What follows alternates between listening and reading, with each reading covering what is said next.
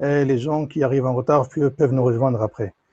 Alors, moi-même, je m'appelle Nourdine Hiyani, je suis ingénieur de structure, spécialiste en solutions BIM et expert BIM, avec une expérience sur les produits Autodesk et d'autres produits, bien sûr.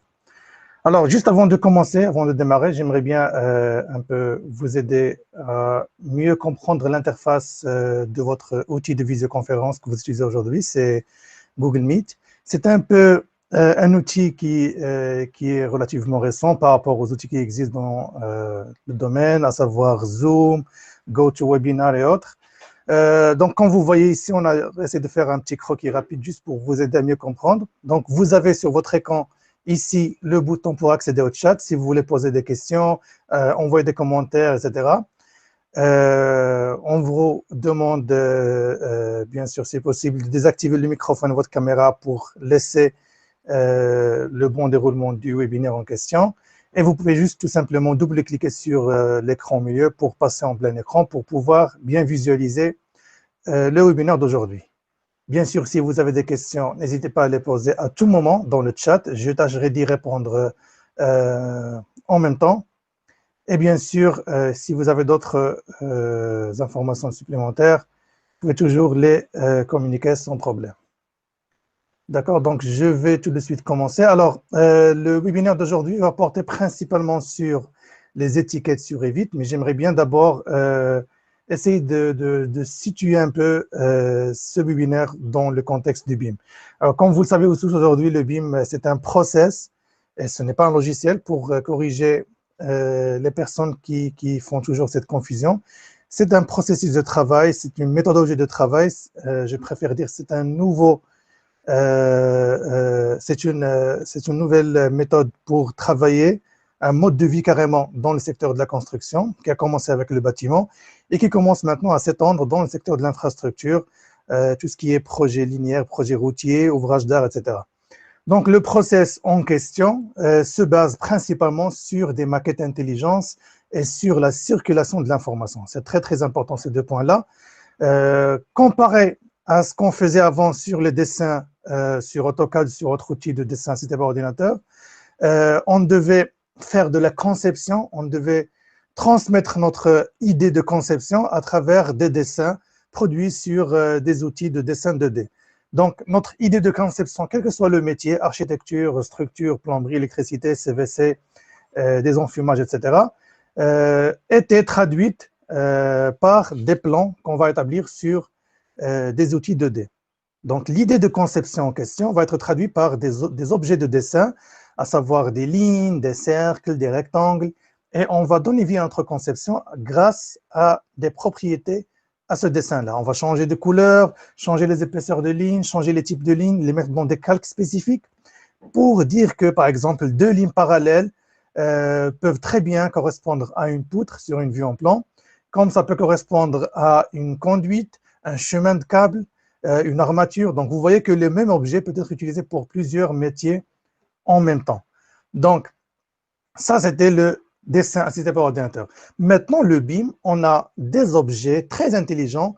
On a des outils qui sont très, très poussés, comme celui qu'on est en train de voir aujourd'hui, qui est Revit, qui nous permet de produire une maquette intelligente. Déjà, l'aspect 3D, comme vous le voyez ici, c'est vraiment une information très importante par rapport aux dessins produits sur les outils DAO. Mais maintenant, quand je sélectionne un objet, par exemple un mur, non seulement je vois les propriétés graphiques, c'est-à-dire la longueur, l'épaisseur, la hauteur, mais j'ai aussi des informations par rapport au métier. C'est quoi l'épaisseur du mur? C'est quoi les couches qui composent ce mur-là? C'est quoi le niveau de démarrage du mur? Le niveau d'arrivée? C'est quoi la hauteur? Donc, vous voyez des informations supplémentaires relatives au métier de la maçonnerie. Je sélectionne, par exemple, je passe sur une vue en plan comme celle-là, par exemple, et je vais sélectionner une porte. Ce n'est pas juste un dessin en 2D, c'est un objet en 3D qui est stocké dans une bibliothèque, dans une base de données du projet Revit en question. Donc, vous voyez, l'information transmise est bien plus importante que ce qu'on obtient sur le dessin assisté par ordinateur. Et donc là, la même porte va apparaître en 2D, va apparaître en 3D, sur les tableaux de maîtrise, sur des coupes, sur des élévations. Et c'est vraiment ça le point fort de du process BIM. Ça nous permet de produire de l'information qu'on peut récupérer, transférer et bien sûr qu'on peut manipuler à notre souhait. À distinguer entre, il faut à différencier entre le open beam et le closed beam. Donc, c'est des notions très importantes. L'open beam, comme on l'appelle en anglais, ou le beam ouvert, si vous voulez avoir une traduction correcte, c'est le fait de pouvoir transférer et faire sortir l'information souhaitée d'une plateforme A, par exemple Revit, vers une plateforme B, par exemple, un autre logiciel de calcul énergétique, de calcul électrique, etc. Le closed beam, par contre, c'est un outil ou une plateforme ou un environnement qui ne permet pas malheureusement d'exporter cette information-là selon le niveau de détail souhaité. Par exemple, le fait d'exporter un modèle 3D vers des dessins AutoCAD 2 dimensions, ce n'est pas de l'open beam, parce que vous êtes en train d'aplatir votre information, votre modèle, et vous faites sortir des plans 2D, des dessins. Alors que si je peux exporter, par exemple, tout ce qui est volumétrie des murs depuis Revit vers un autre logiciel, déjà, j'obtiens l'aspect 3D, l'aspect des 3 dimensions, la longueur du mur, l'épaisseur, la hauteur, et bien sûr, selon la possibilité, si je peux aussi obtenir les informations relatives aux matériaux qui composent le mur en question, etc. Et donc, le but d'aujourd'hui, le webinaire d'aujourd'hui, c'est les étiquettes. C'est un résultat, c'est une conséquence de travailler avec un modèle BIM intelligent. Les étiquettes, en fait, c'est des textes qu'on va insérer dans notre modèle, mais qui vont aussi refléter une information stockée dans la base de données Revit. Comme par exemple, je veux afficher une étiquette de cette porte-là, c'est un texte que je vais insérer qui va être attaché à cette porte-là et qui va m'afficher une information. Par exemple, il peut m'afficher l'identifiant, il peut m'afficher par exemple les dimensions de la porte, il peut m'afficher le nom du type de famille. Et donc là, vous voyez que si je voulais faire ça sur AutoCAD, ça va être un truc un peu compliqué, créer des blocs avec des attributs, afficher l'attribut en question, et ça reste toujours du dessin aplati en 2D. Alors que sur Revit, l'étiquette, je l'insère une seule fois, je peux changer l'information affichée, je veux par exemple, au lieu qu'elle m'affiche l'identifiant, je veux qu'elle m'affiche les dimensions de la porte. On va voir ça tout de suite dans notre webinaire aujourd'hui, mais c'est quelque chose qui est possible, et c'est possible grâce à la maquette BIM intelligente. On ne peut pas faire ça avec de l'AutoCAD, c'est très compliqué et tout changement derrière va nous prendre beaucoup de temps. Et bien sûr, le temps, c'est quelque chose qui est très important dans un projet de construction de bâtiment. Alors, pour insérer des étiquettes, c'est quelque chose qui est très, très facile. Hein. On va dans l'onglet « Annoter » parce que les étiquettes, c'est classé dans les annotations sur Revit. Il faut distinguer entre tout ce qui est commande de modélisation. Donc, vous voyez ici, par exemple, l'onglet « Architecture »,« Structure »,« Acier »,« Système ». C'est les onglets qui nous permettent de modéliser des objets 3D relatifs à ces métiers-là. Archi, structure, charpente métallique et tout ce qui est CVC et des enfumages. L'onglet « Annoter », lui, nous permet d'ajouter des annotations 2 dimensions. C'est des cotations, des textes, des hachures, des dessins de détails et aussi, notamment, les étiquettes qui sont très, très importants et bien sûr qui nous donnent de l'information et de la valeur à notre vue en plan 2 dimensions. Donc, la première commande la plus évidente, c'est étiquette par catégorie. Quand on lance cette commande, Revit nous demande de sélectionner un objet à étiqueter. Mais d'abord, il faut comprendre derrière, quand vous démarrez un projet Revit, vous démarrez à partir d'un gabarit. Et dans ce gabarit-là, Revit va pouvoir charger des familles d'objets, modèles, et des familles d'étiquettes. Et donc, à chaque catégorie de famille Revit, on va voir que le gabarit a associé des catégories d'étiquettes correspondantes. On a des étiquettes pour les portes, des étiquettes pour les murs, des étiquettes pour les fenêtres, des étiquettes pour tout ce qui est objets, composantes, escaliers, etc. Donc, ces étiquettes-là en question sont chargées en parallèle, en face, avec n'importe quelle famille. Et pour savoir quelle étiquette a été chargée pour quelle catégorie de famille, c'est quelque chose qui est facilement accessible. Lorsqu'on lance la commande d'étiquette par catégorie, dans cette barre d'options de commande, on voit ici le bouton étiquette avec 3 points de suspension. Quand on clique dessus, ça nous montre quelle catégorie de famille, toutes les catégories de famille Revit et quelle étiquette et symboles ont été chargés pour cette catégorie-là. Donc, vous voyez par exemple pour le début, c'est vide. Ça veut dire que par exemple, pour les ancrages structurels, par exemple, tout ce qui est connexion structurelle, tout ce qui est charpente métallique, on n'a aucune étiquette, aucun symbole qui n'a été chargé. Si je descends un peu plus bas pour voir les portes, donc je retrouve la catégorie de famille porte, je vois qu'il y a une étiquette qui a été chargée, qui s'appelle étiquette de porte, nombre. Donc ça, c'est le nom de la famille, et ça, c'est le nom du type de famille. Donc voici l'étiquette que Revit va utiliser si je veux étiqueter une porte. Maintenant, si je cherche les murs, vous voyez que devant, il n'y a aucune étiquette qui a été chargée. Alors, regardez qu'est-ce qui se passe si j'essaie d'étiqueter un mur. Donc, quand j'essaie d'approcher un mur, par exemple ce mur rideau-là, je clique dessus et Revit me sort ce message. Aucune étiquette n'est chargée pour le mur. Voulez-vous en charger une maintenant? Donc, soit ce n'est pas le cas, vous ne voulez pas vraiment étiqueter un mur, donc vous cliquez sur non. Soit, bien sûr, vous cherchez à étiqueter ce mur-là parce que vous avez besoin d'afficher une information, parce que c'est un mur rideau, donc c'est de la menuiserie aluminium. Je clique sur oui. Et là, Revit me renvoie vers les bibliothèques, les dossiers de bibliothèque par défaut, paramétrés sur votre logiciel Revit. Donc, les étiquettes sont classées dans tout ce qui est annotation, c'est ici, le premier dossier. Ensuite, si vous cherchez ici, on a tout ce qui est annotation de structure, mais nous, on travaille sur un projet archi ici, donc on va aller dans Autres. Et ici, je retrouve étiquette d'assemblage, de matériaux, et je retrouve étiquette de mur.rfa.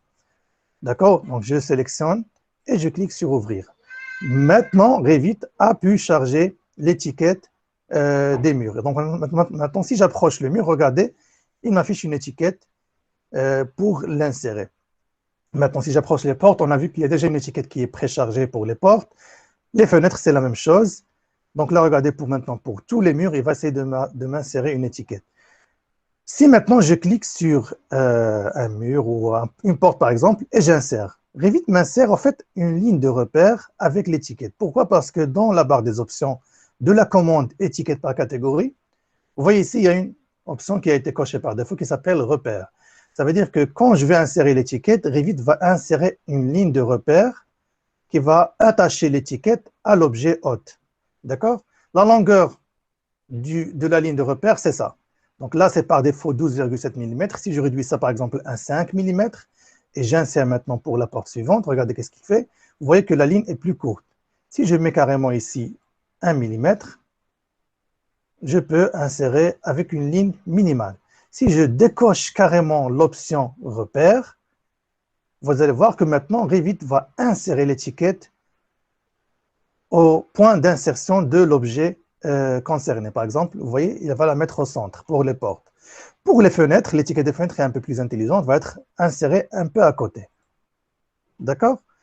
Pour les murs, vous allez voir, regardez qu'est-ce qu'il fait. Il m'insère l'étiquette, mais il m'affiche un point d'interrogation. On va revenir pour voir à peu près pourquoi on a ce point d'interrogation sur l'étiquette des murs.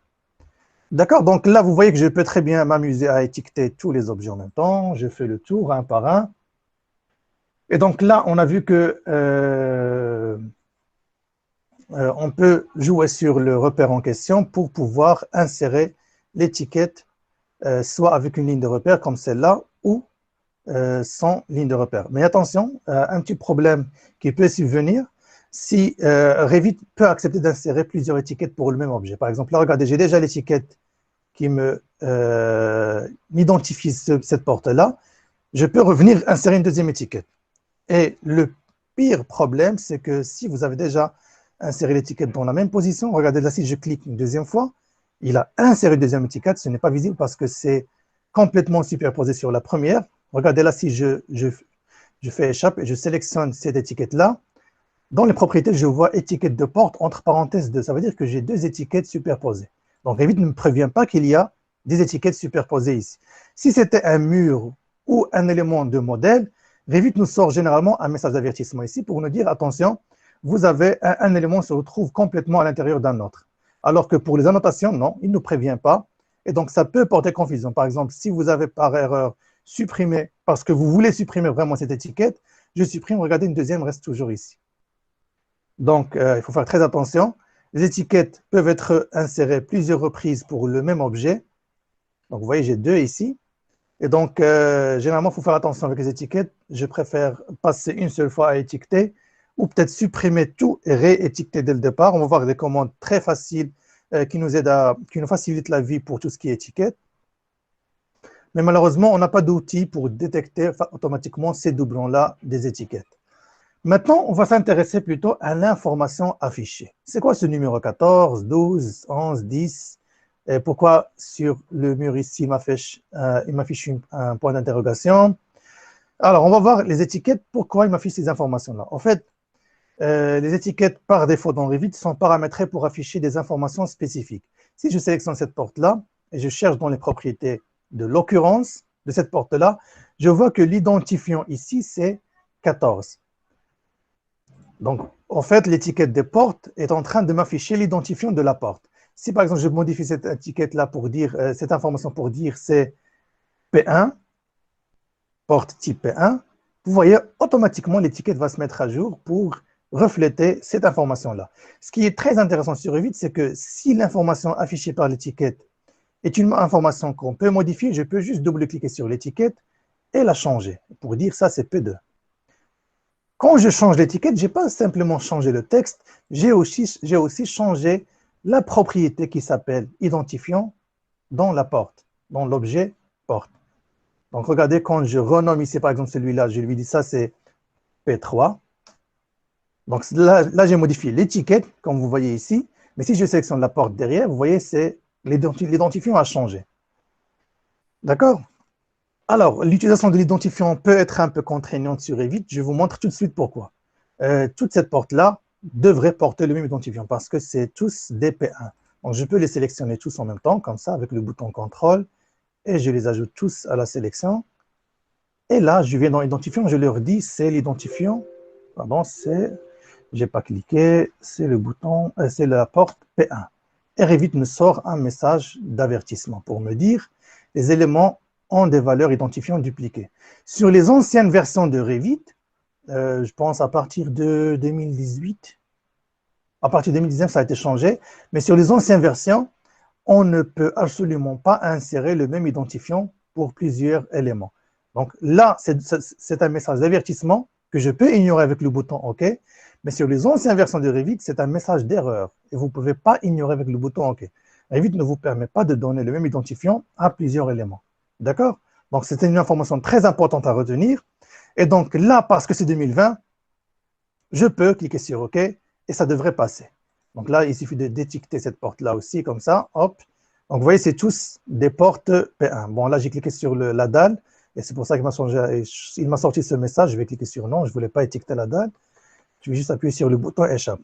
Donc là, vous voyez que Revit, les étiquettes m'affichent l'information identifiant, mais maintenant, supposons que moi, dans mon projet, en fait, j'ai bien travaillé sur les familles de la menuiserie, et pour chaque type de porte, je l'ai renommé en P1, P2, etc. Donc, au lieu, je veux que cette étiquette, je veux qu'il m'affiche cette information-là, qui est le nom du type de famille, au lieu qu'il m'affiche l'étiquette, au lieu qu'il m'affiche l'identifiant. Donc, c'est quelque chose qu'on peut faire sur Revit parce que les étiquettes, c'est des familles chargeables, qu'on peut modifier, qu'on peut éditer. C'est quelque chose qui est complètement possible sur Revit. Donc, ça va nous ramener vers l'édition de famille. On va modifier cette famille des étiquettes pour qu'elle nous affiche le nom du type de famille, des portes, bien sûr, au lieu de nous afficher l'identifiant. Pour ce faire, je sélectionne n'importe quelle occurrence de cette étiquette-là, parce que toutes ces occurrences que vous voyez ici, c'est la même étiquette, c'est la même famille. Je sélectionne n'importe laquelle et je clique sur le bouton ici, modifier la famille. Ça me ouvre le fichier de famille qui s'appelle, regardez le nom du projet a changé, étiquette de porte.rfa. Tout à l'heure, j'étais sur le projet qui s'appelait exemple de bâtiment.rvt. Donc là, je suis passé vers le fichier de famille des étiquettes, celui qu'on a vu tout à l'heure qui était chargé. Et là, je vois qu'il y a un cercle avec un texte. En fait, le texte au milieu, ce n'est pas un texte ordinaire, c'est ce qu'on appelle les libellés dans l'éditeur de famille. Donc, quand je sélectionne, j'ai le bouton ici pour modifier le libellé. Et c'est là où je peux modifier l'information. Donc là, vous voyez que le libellé de l'étiquette des portes m'affiche l'information qui s'appelle identifiant. Donc ça, c'est la propriété qu'il est en train d'afficher. Donc je peux cliquer dessus et la retirer, supprimer des paramètres du libellé et je vais chercher le type de famille ou le nom du type. Le voilà, il est ici. Voilà la propriété que je veux afficher. Soit je double-clique, soit je clique avec la flèche verte. Et donc là, une fois que j'ai fait ça, je clique sur Appliquer, OK. En fait, le texte que vous voyez apparaître ici, c'est juste un aperçu. Ce n'est pas vraiment le texte qu'on va voir. Regardez, quand j'ai inséré le libellé ici, en fait, quand j'ai changé, vous voyez ici, exemple de valeur. Là, par exemple, je peux renommer pour dire c'est P00. Juste un aperçu à voir dans l'éditeur de famille. Quand je vais insérer l'étiquette dans le projet, elle va chercher l'information qui est le nom du type de famille et elle va me l'afficher ici. Donc ça, c'est juste un exemple qui s'affiche. Alors, une chose que je recommande généralement lorsque vous voulez modifier et créer de nouvelles familles, je recommande d'enregistrer sous un autre nom de fichier et ne pas écraser la famille existante dans la bibliothèque par défaut. Donc, parce que là, j'ai ouvert le fichier par défaut qui s'appelle étiquette de port.rfa. Donc, d'abord, je vais faire fichier, enregistrer sous, famille. Et là, je vais me rediriger vers le dossier de la bibliothèque. Pardon, c'est le dossier, donc je peux juste remonter un dossier ici et revenir vers le dossier France. Et je refais le même chemin, annotation, autre. Et là, je retrouve les étiquettes. D'accord? Et donc là, je peux soit peut-être créer un dossier personnalisé. Par exemple, j'ai un dossier qui s'appelle Perso, que j'ai créé moi-même ici, donc dans le dossier parent de la Bibliothèque France, ici, et je peux enregistrer mon fichier d'étiquette, étiquette porte, type, pour dire ça, ça m'affiche le type de famille. Et j'enregistre. Et donc là, j'ai enregistré sous un autre fichier. Donc là, vous voyez que le nom du projet a changé, étiquette de porte, type. Et là, je vais charger dans le projet et fermer. Donc, rien ne s'est passé à première vue, mais Revit a réussi à charger le nouveau fichier de famille que j'ai créé, que j'ai modifié. Maintenant, ce qui reste à faire, c'est juste de remplacer ces étiquettes existantes par l'étiquette que je viens de créer. Donc, je peux tout simplement faire une sélection comme ça. Je passe par le bouton filtre, ne rien sélectionner, je sélectionne juste les étiquettes, appliquer, OK. Ensuite, regardez dans le secteur de type, j'ai étiquette de porte et j'ai étiquette de porte-type. C'est celui-là que j'ai créé. Je sélectionne. Et là, vous voyez maintenant qu'il est en train de m'afficher le nom du type de famille. Donc, peut-être pour vous, ça n'a pas eu de changement. Mais regardez, si je sélectionne toutes ces portes-là, comme ça, et je vais juste supprimer l'information identifiant. Je vais la vider carrément ici. Je vais la supprimer et cliquer sur Appliquer. L'étiquette est toujours là parce qu'il est en train de suivre le type de porte. Supposons que, par exemple, ces portes-là qui font, par exemple, dans les dimensions, qui font 2,10 m par 1,20 m, ou plutôt, pardon, 1,20 m par 2,10 m, en fait, je devrais les renommer, c'est des P2A. Donc, je peux tout simplement renommer le type de famille ici, et toutes les familles qui utilisent, toutes les occurrences qui utilisent le même type de famille vont avoir le même changement. Automatiquement, l'étiquette détecte qu'il y a un nouveau nom du type de famille et elle va le reprendre. Donc, vous voyez, c'est vraiment une information très facile à gérer. Par exemple, cette porte-là, la même chose, je vais renommer ici et lui dire ça, c'est du P1A. Parce que peut-être il y a une différence en quincaillerie ou autre, et donc je veux créer cette différence. Donc, vous voyez, automatiquement, je renomme le type de famille, automatiquement, les étiquettes vont suivre et avoir la même information. Là, vraiment, vous êtes en train de voir la force et la puissance des étiquettes sur Revit, et ce qui nous permet d'afficher plusieurs informations. Alors, je vais pousser un peu les choses plus loin. Je vais sélectionner cette étiquette, je vais revenir à l'éditeur de famille, et supposons que, par exemple, je veux créer une autre étiquette qui m'affiche le nom de la porte ou le nom du type de famille et aussi les dimensions. Donc, je vais peut-être enregistrer sous un autre nom de fichier, enregistrer sous famille. Et là, je lui dis étiquette de porte, type plus dimension. Et j'enregistre pour ne pas modifier la famille que j'ai déjà créée. Donc, je vais juste supprimer ce cercle parce qu'il ne va me servir à rien. Je sélectionne le libellé, modifie le libellé, je garde le nom du type et là, je vais chercher les dimensions, à savoir la largeur et la hauteur. D'accord? Donc là, je peux très bien avoir d'autres informations en plus, si nécessaire. Vous, je demanderai bien si possible de désactiver vos microphones. Merci. Et donc là, vous voyez que je peux très bien, par exemple, dire que la largeur, c'est L, comme aperçu, et la longueur, c'est H. Et je peux même ajouter un préfixe ici pour dire une parenthèse, et là, une parenthèse fermée.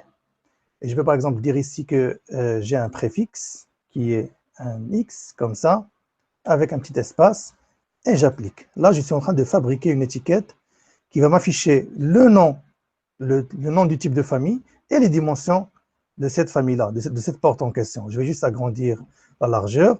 Donc, voici à quoi ça va ressembler. J'enregistre une deuxième fois et je vais charger dans le projet et fermer. Maintenant, si je fais appel à cette nouvelle étiquette, je vais juste sélectionner cette étiquette-là et je vais cliquer. C'est une autre méthode pour sélectionner la même étiquette, sélectionner toutes les occurrences visibles dans la vue. Automatiquement, il va sélectionner toutes ces étiquettes-là et je vais remplacer par la nouvelle famille que je viens de créer qui s'appelle type plus dimension. Regardez qu'est-ce qu'il m'affiche. Il m'affiche le P1A entre parenthèses 100 fois 2,10 m. Donc vraiment, bon, c'est vrai peut-être que c'est pas, c'est un peu lourd sur une vue en plan comme ça, mais juste pour vous montrer l'étendue de l'information qu'on peut afficher sur les étiquettes. Donc je peux carrément, si par exemple j'ai modifié les dimensions de la porte, il y a une remarque, en fait, il faut juste rester sur 1,15 m au lieu de 1,20 m. Je peux modifier dans l'éditeur de type de famille, appliquer, OK. Automatiquement, l'étiquette se met à jour, elle m'affiche 1,15 m par 2,10 m. Donc, ce n'est pas juste un texte qui est inséré ici, qui est statique, et il faut à chaque fois le mettre à jour manuellement, à chaque fois qu'il y a un changement d'information, parce que c'est un modèle BIM intelligent dans lequel je travaille. Il suffit de modifier l'objet en question, l'étiquette est en train de refléter en temps réel cette information. Donc, automatiquement, il va se mettre à jour au fur et à mesure que je change cette information-là en question. Donc ça, c'est pour vous montrer un peu qu'on peut très bien éditer les étiquettes. Je peux même revenir sur l'éditeur de famille, par exemple ici, et faire un saut de ligne, faire un retour à la ligne. Donc je sélectionne le libellé, modifier le libellé, et donc là, après le nom du type, je coche l'option couper qui me permet de faire un retour à la ligne comme ça ici. Je l'enregistre, j'enregistre le fichier de famille, et je vais le charger dans le projet et fermer. Donc, remplacer les versions existantes et ses valeurs de paramètres. Et voilà. Donc, vous voyez carrément un meilleur affichage qu'on peut avoir, par exemple, ici. Bon, en fait, ça, c'est deux étiquettes pour la même porte. Je vais juste la retirer. Et donc là, vous voyez que je peux très, très bien afficher l'information que je veux grâce aux étiquettes. Et bien sûr, je peux éditer les informations. Je double-clique sur l'étiquette. Ça m'ouvre un petit tableau comme ça. Et donc, je peux très, très bien, je ne peux pas renommer le type de famille à travers cette information-là. Mais si, par exemple, c'est des portes qui devraient faire 1,25 m, quand je change cette valeur de largeur ici, Revit me sort un message pour me dire, attention, cette information que vous avez changée, c'est un paramètre de type. Ça veut dire que ça va avoir une incidence sur toutes les portes qui utilisent le même type de famille. Est-ce que vous voulez continuer? Donc, il m'avertit comme quoi j'ai changé une propriété de type, pas de l'occurrence, pas quelque chose que je vois ici. Je clique sur oui, automatiquement, toutes les portes vont être redimensionnées. Donc là, vous voyez, j'ai un petit problème parce que la porte est devenue plus grande. Il est en chevauchement avec cette porte-là, avec ce mur-là en question. Mais vous voyez que l'information affichée, ce n'est pas juste un texte, pardon, 1,15 m. Je remets la valeur qui était avant et vous voyez que la porte se redimensionne en temps réel. Donc ça, c'est tout ce qui est l'information des étiquettes. Maintenant, pour revenir aux étiquettes des murs, parce que ça, c'était juste les étiquettes des portes. Les étiquettes des murs, c'est la même chose. Par exemple, moi, les murs ici, j'ai renommé le type de mur, c'est des murs rideaux. Donc, j'ai le MR1, mur rideau type 1 et mur rideau de MR2. D'accord?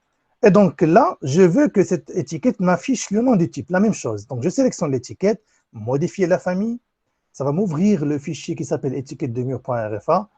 Donc, je sélectionne le libellé, je modifie le libellé, je retire l'information marque de type et je veux plutôt insérer nom du type. Comme ça, appliquer. Bon, je vais juste mettre un petit texte ici pour dire T01, pour dire type 1, pour juste avoir un aperçu correct ici. Fichier enregistré sous famille pour ne pas écraser la famille que j'avais déjà avant. Donc, je remonte à la racine de la bibliothèque, dossier perso, étiquette de mur, comme ça, espace, type. juste pour les reconnaître comme ça. Si jamais je veux les charger dans un projet, je sais où elles sont. Charger dans le projet est fermé. Et là, j'appuie sur le bouton échappe, je sélectionne cette étiquette-là et je la remplace par l'étiquette type. Je prends soit 8 mm ou 12 mm, il n'y a pas de problème. Et donc là, maintenant, vous voyez que si j'essaie d'insérer d'autres étiquettes à noter, étiquette par catégorie, je sélectionne par exemple ce mur-là, il m'affiche MR1. Par exemple, si je vais à celui-là, c'est du MR1, mur rideau 1, ça c'est mur rideau 2. Je peux faire la même chose pour les fenêtres. Donc, étiquette de fenêtre, c'est la même logique. Je vais aller l'éditer. Mais il faut savoir que cette édition d'étiquette, on le fait une seule fois, si je puis dire, dans votre vie carrément professionnelle. Parce que une fois que vous avez créé cette nouvelle famille d'étiquettes, vous l'avez enregistrée, à chaque nouveau projet, il suffit de charger la bonne famille d'étiquettes et vous l'utilisez à votre guise sans aucun problème. Donc, je vais juste répéter l'exercice une dernière fois pour que ce soit clair et bien compris. Je retire l'identifiant et je vais insérer nom du type. Et dans l'aperçu, je lui dis, par exemple, parce que c'est des fenêtres, on va dire F00. D'accord, j'enregistre, fichier enregistré sous, je peux le faire avec CTRL-SHIFT-S, ou plutôt non, je n'ai pas configuré les raccourcis, enregistrer sous, famille, étiquette de fenêtre, tiret type, juste pour bien se rappeler de l'information affichée. C'est pour ça que je les appelle type. D'accord, donc après, je sélectionne l'étiquette existante et je la remplace par l'étiquette type pour dire ça, c'est du fenêtre F1. Et je peux continuer à étiqueter les éléments sans aucun problème. Étiquette par catégorie, celle-là, etc. Donc, je peux très bien faire le tour pour tout étiqueter. Donc, ça, comme on a vu ici, c'est vraiment des informations très, très importantes. Et des étiquettes qui m'affichent une information plutôt correcte. Bon, ça, pour ces murs-là, je n'ai pas créé d'étiquette parce qu'on ne va pas, c'est juste un plan de repérage des menuiseries, on va dire bois et aluminium en même temps. Donc, on va juste étiqueter tout ce qui est menuiserie. Alors, ce qu'on va voir aussi, il y a une commande qui est très intéressante. Si vous ne voulez pas perdre votre temps à étiqueter chaque fois chaque élément, juste pour revenir sur la commande étiquette par catégorie, maintenant, si je reviens vers les étiquettes chargées pour chaque catégorie de famille, et je reviens vers les portes, regardez ici maintenant, il utilise mon étiquette que j'ai créée tout à l'heure, étiquette porte-type plus dimension. Je peux cliquer ici et choisir, en fait, non, je veux qu'il utilise celle-là, étiquette porte type, pas type plus dimension. Et je clique sur OK. Et maintenant, si j'ai cette étiquette de porte, c'est juste le type de famille qui apparaît. Donc, vous voyez, c'est quelque chose que je peux changer à tout moment. Par exemple, si c'est la même chose avec peut-être les portes, les murs, j'ai d'autres étiquettes que j'ai créées, et Revit utilise la mauvaise étiquette, il faut toujours revenir vers ce tableau-là qui me montre pour chaque catégorie de famille quelle famille d'étiquettes a été chargée et laquelle est en cours d'utilisation. OK, donc là, on va voir une commande très intéressante pour étiqueter tous les éléments que je veux en une seule commande. Donc, je recommande d'abord, avant d'utiliser cette commande-là, de supprimer les étiquettes existantes pour ne pas avoir des étiquettes en double. Donc, je fais une sélection générale de tout le projet. Je clique sur le bouton filtrer, ne rien sélectionner, je cherche les étiquettes. Cocher ici, ici et ici, appliquer et OK. Et je les supprime. Et je passe par la commande tout étiqueter ici. Quand je lance la commande, si j'avais rien sélectionné au démarrage, Revit me permet de choisir tous les éléments de la vue en cours. Regardez si par exemple je lance la commande, mais avec des objets spécifiques sélectionnés. Par exemple, je sélectionne cette porte-là, clic droit, sélectionne toutes les occurrences visibles dans la vue. Là, il m'a sélectionné toutes les portes qui utilisent le même type de famille, c'est le P1A. Et j'utilise la commande dans l'onglet Annoter, tout étiqueter. Et là, regardez, maintenant, il me dit uniquement les éléments sélectionnés dans la vue en cours. Donc là, il me précise que je peux soit étiqueter tout en même temps ou juste la sélection en cours. Donc là, je vais juste désélectionner et utiliser la commande pour tous les objets. Alors, il y a une petite question sur le chat. Est-ce possible de placer les étiquettes en coupe 2D ou 3D? Sur les coupes 2D, oui. Donc, quand vous allez générer une coupe à travers la commande vue coupe, les coupes et les élévations, c'est des vues en 2 dimensions. Par contre, si vous êtes en vue 3D et vous changez l'orientation pour dire, par exemple, sélectionnez vue d'orientation, plan d'étage, et vous prenez, par exemple, le rez-de-chaussée, pour couper en fait, la zone de coupe, ou plutôt la boîte de coupe, sur une vue en plan. Ça, c'est de la 3D. Hein. Même si vous avez choisi d'orienter la coupe sur une vue en plan, c'est de la 3D. On ne peut pas étiqueter en 3D, malheureusement. Donc, on ne peut étiqueter que dans les vues 2 dimensions, c'est-à-dire les vues en plan, les élévations et les coupes. Bon, j'espère que ça répond à la question. Donc là, je reviens à la commande « Tout étiqueter » dans l'onglet « Annoter » ici. Et là, Revit me permet de choisir quelles étiquettes je vais utiliser. Je vais étiqueter les portes, étiquette de porte, étiquette de fenêtre, étiquette de mur, mais il faut faire attention parce que là, malheureusement, je ne peux pas lui dire je veux juste étiqueter les murs rideaux. Donc, soit c'est tout le mur, soit c'est aucun mur. Je préfère ne pas utiliser l'étiquette de mur ici parce qu'il va m'alourdir, ajouter des étiquettes même pour les murs, ce qui n'est pas vraiment intéressant. Donc, je vais juste étiqueter les portes et les fenêtres pour le moment. Et donc, je vérifie que pour les fenêtres, c'est la bonne étiquette qui est chargée, c'est celle que j'ai créée, étiquette de fenêtre-type. Et pour les portes, c'est la même chose, étiquette de porte-type. Donc, je peux changer ici, bien sûr, je clique sur ce bouton-là et je peux choisir quelle étiquette je veux utiliser, quelle famille je veux utiliser. Je peux choisir d'ajouter le repère à toutes les étiquettes que je veux insérer ou de ne pas l'ajouter si nécessaire. Une fois que je suis sûr des paramètres, je clique sur Appliquer et OK. Et vous voyez, en un seul clic, toutes les portes et fenêtres dans cette vue-là en cours ont été automatiquement étiquetées. Et vous voyez, c'est un gain de temps énorme. Une fois que je suis sûr que c'est la bonne famille qui a été choisie, les bons paramétrages, et je peux les étiqueter ici sans problème. Donc, vous voyez vraiment l'intelligence qu'on peut avoir grâce à de la modélisation 3D. Ça n'a rien à voir avec ce qu'on fait sur des plans 2D, parce que faire ça sur AutoCAD, c'est créer des blocs avec des attributs, peut-être même des blocs dynamiques avec plusieurs types de portes. Et à chaque fois que je choisis un état ou peut-être, je ne me rappelle plus de l'information, c'était sur les blocs dynamiques, AutoCAD m'affiche une autre information sur les attributs. Alors que sur Revit, vous voyez, c'est très, très facile, c'est très compréhensif et c'est très dynamique. Si, par exemple, je rechange le nom des portes, je viens modifier le type et je renomme le type de famille, je lui dis, au fait, non, c'est des P1 tout court, ce n'est pas des P1A. Vous voyez, automatiquement, les étiquettes reprennent la nouvelle nomenclature, sans aucun problème, sans aucune perte de temps. Si par exemple ici, cette étiquette, elle est un peu au centre du mur, elle est lisible, je peux juste la déplacer ici, pardon, au centre de la porte. Je la déplace un petit peu et elle est visible. Donc vous voyez, c'est vraiment des commandes très très faciles. Maintenant, une dernière commande que j'aimerais vous montrer, c'est les étiquettes multicatégories. Les étiquettes multicatégories, c'est la commande qui est juste à côté ici, étiquette multicatégorie. Ça me permet de charger une famille des étiquettes multicatégories. Donc, vous voyez, ce n'est pas chargé par défaut. Vous voulez en charger une, oui. Et dans la bibliothèque ici, dans le dossier autre, si vous vous rappelez, je retrouve étiquette multicatégorie ici. En fait, c'est quoi l'intérêt? C'est de pouvoir utiliser une étiquette pour tous les objets en même temps. Et rappelez-vous, les portes que je suis en train d'étiqueter et les fenêtres et les murs, ils utilisent tous la même propriété. C'est le nom du type de famille. Nom du type,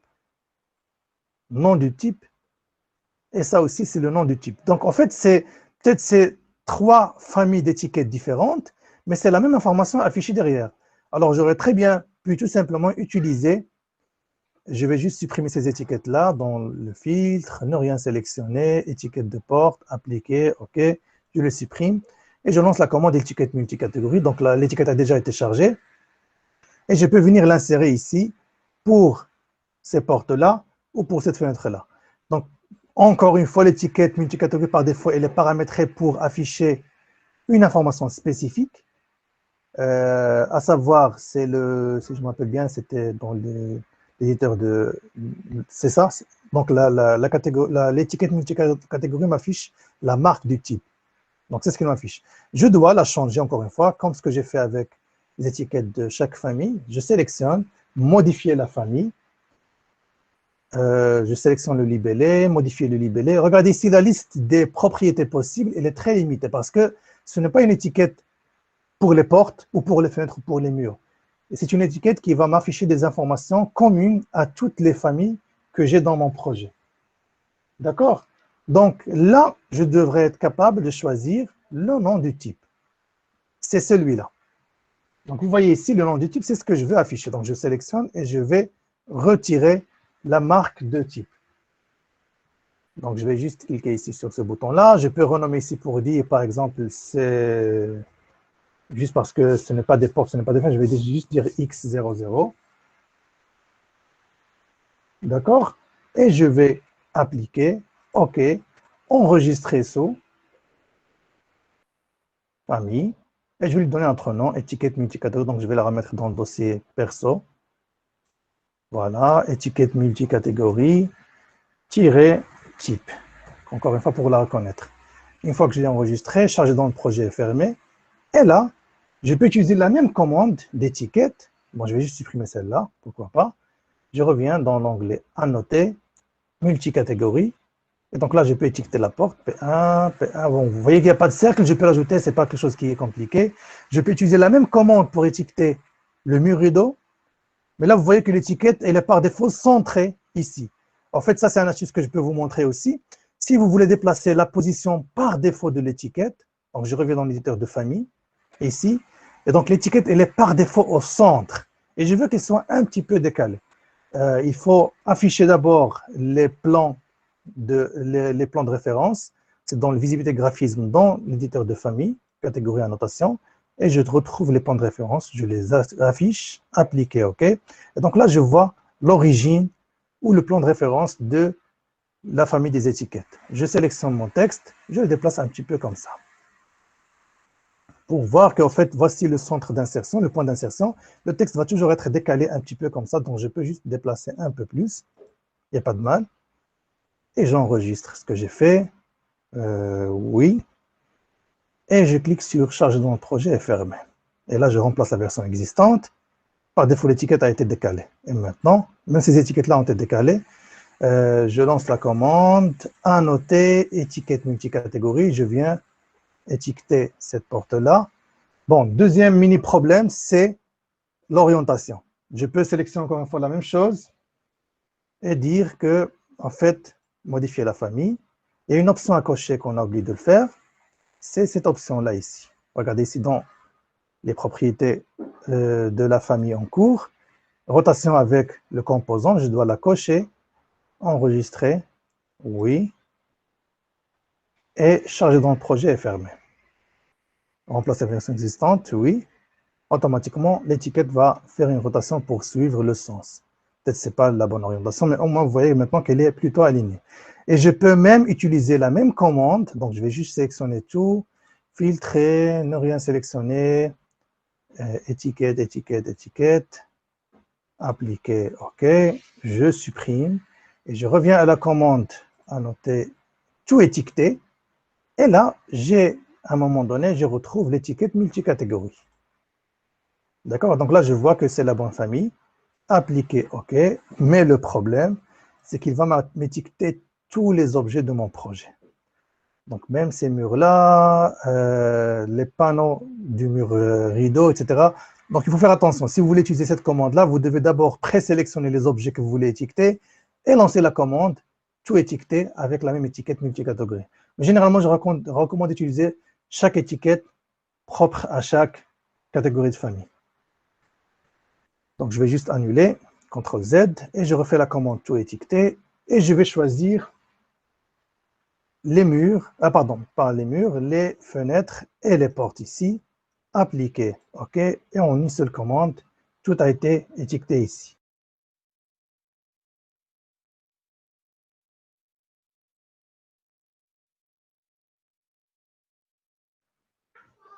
Donc, là, on a pu voir un peu la puissance des étiquettes, la force de pouvoir insérer des étiquettes intelligentes. Ce que j'ai fait dans la vue 2D, je peux très bien le refaire sur une coupe ou sur une élévation, il n'y a pas de problème. Donc, si par exemple, je crée une coupe ici, on va dire, peut-être on prend une coupe, bon, je prends une coupe comme ça, pas de problème. Et je vais ouvrir cette vue de coupe, aller à la vue. Donc là, je retrouve mes portes ici, c'est la même logique. Donc, je reviens dans l'onglet Annoter, étiquette par catégorie. Donc là, vous voyez que je peux étiqueter P1, P1, etc. Je peux même lancer la commande tout étiqueter. Bon, je dois d'abord supprimer les étiquettes que j'ai déjà insérées, sinon on va m'insérer des doublons. filtrer, on a bien sélectionné, étiquette de porte, appliquer, OK, je supprime, je lance la commande tout étiqueter, étiquette de fenêtre, étiquette de porte, appliquer, OK. Et donc, vous voyez, c'est en quelques secondes, j'ai créé la vue de coupe, j'ai inséré mes étiquettes, c'est largement très très riche en informations. Bon, la coupe travaille juste une partie du bâtiment, donc voici largement l'information qu'on veut afficher. Voilà, donc je ne sais pas si vous avez des questions, si ça a été clair. J'ai essayé d'être le plus, d'aller dans le plus de détails possible et de vous donner le plus d'informations possible. À savoir que notre équipe délivre des formations très très avancées et même basiques sur le logiciel avec des exercices très détaillés. Et bien sûr, je vous invite à visiter notre page web et aussi notre page LinkedIn pour vous abonner sur la page LinkedIn pour rester à l'écoute si jamais il y a toujours des informations et même des publications de formation en cours. Et bien sûr, je vous invite à les suivre pour pouvoir avoir plus de détails sur ces informations-là. Alors, une question qui a été posée par M. Yves. Bonjour, dans le vue 3D bloqué en orientation, est-ce que les étiquettes fonctionnent? Du moment que vous travaillez sur les vues 3D, c'est toujours le même problème. On ne peut pas malheureusement afficher des étiquettes sur une vue 3D. Même si vous avez bloqué l'orientation de la vue 3D en cours, sur laquelle vous travaillez, les étiquettes ne peuvent pas être insérées. C'est vraiment une limitation en cours qui nous donne... c'est une limitation, on va dire, du logiciel derrière. C'est quelque chose qu'on ne peut pas vraiment modifier. Sur les nouvelles versions de Revit, je pense à partir de 2018, si je ne me trompe pas, on peut voir les niveaux qui restent un objet entre la 2D et la 3D, parce que les niveaux, on ne les voit pas en 3D, mais on les voit dans les coupes. Et c'est quelque chose qui est utilisé comme plan de référence pour les vues en plan. Ils ont ajouté la visibilité des niveaux dans la vue 3D, mais même malgré ça, vous voyez que si je puis dire, c'est un peu moche. C'est vraiment quelque chose qui est très, très utile. Et les étiquettes dans une vue 3D, c'est un peu délicat. Donc, vous voyez les niveaux comme ils apparaissent lorsqu'on veut les afficher sur une vue 3D. Ce n'est pas vraiment très, très pratique, sauf si vous avez des opérations qui nécessitent de voir ces niveaux-là en question. D'accord? Alors, je ne sais pas si vous avez d'autres questions. On va très prochainement aussi lancer un autre webinaire, mais ça va être plutôt une mini-formation, une demi-journée gratuite sur les bases de Revit pour les gens qui sont intéressés, qui ne connaissent pas bien Revit. Et même si vous connaissez d'autres personnes qui seraient intéressées, on va lancer une demi-journée gratuite pour introduire les gens, les initier à Revit, à la plateforme, à l'interface, à l'architecture du logiciel en question, le fonctionnement, parce que c'est très, très important. Si vous comprenez cette notion de catégorie de famille, type de famille et occurrence, vous avez déjà compris la majorité des commandes sur Revit. Donc, restez à l'écoute. Je vous demande bien sûr de suivre la page LinkedIn. C'est là où on publie toutes les informations et tous les événements qu'on veut avoir. Et bien sûr, si vous avez d'autres questions, n'hésitez pas à les poser sur la page. Il n'y a toujours aucun problème. Je pense qu'il n'y a plus de questions. Je vous remercie aussi, Menaël. Ça fait plaisir. Je pense qu'on peut clôturer. Merci encore, merci à tous. Merci d'avoir assisté et je vous souhaite une bonne fin de journée et un bon week-end si vous n'êtes pas déjà dans un week-end. Merci à tous.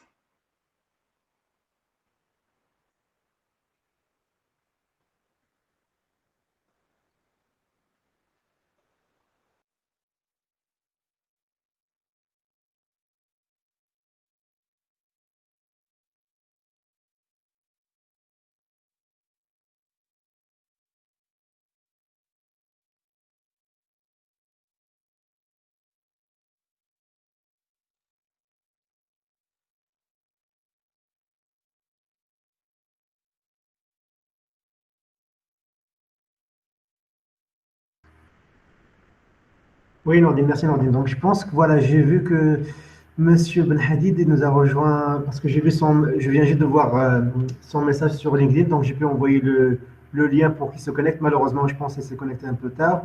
Mais bon, je pense que c'est une information aussi les personnes qui ont été présentes. Donc, on va vous envoyer le lien d'enregistrement pour avoir le téléchargement de la présentation aussi. En effet, Yassine, merci beaucoup pour ça. On va publier en effet l'enregistrement sur la page LinkedIn et vous pouvez bien